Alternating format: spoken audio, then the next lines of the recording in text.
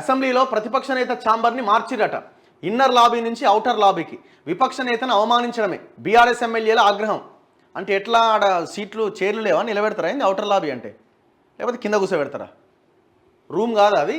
ప్రతిపక్ష నేత కేసీఆర్ ఛాంబర్ను ప్రస్తుతం ఉన్న ఇన్నర్ లాబీలో కాకుండా ఔటర్ లాబీలో మార్చడం రాజకీయ వర్గాల్లో చర్చకు దారితీసింది.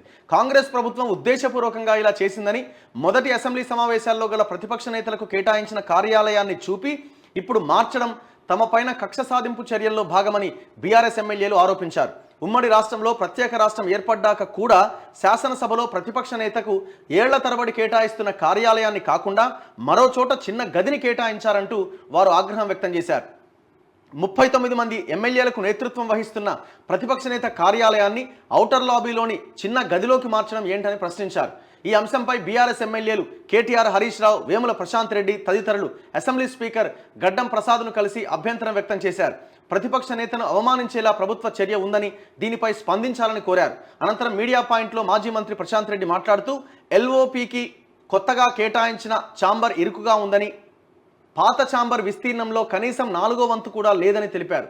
గతంలో కేటాయించిన ఛాంబర్ను స్పీకర్ అవసరాల కోసం వినియోగించుకుంటామని కోరితే ఇచ్చామని, దానికి బదులుగా పక్కనే ఉన్న 3 గదులను రెనోవేషన్ చేసి ఇవ్వాలని కోరామని చెప్పారు. కానీ ఈ రోజు చూస్తే ప్రతిపక్ష నేత వినియోగించే పాత ఛాంబర్కు తాళం వేసి ఉందని, కొత్తగా కేటాయించిన ఛాంబర్ ఎల్ఓపి స్థాయికి తగినట్లుగా లేదని తెలిపారు. అంటే ఎట్లుండాలి? పెద్దగా ఇట్లా డైనింగ్ టేబుల్, ఫామ్ హౌస్లు ఉన్నట్టుండాలా?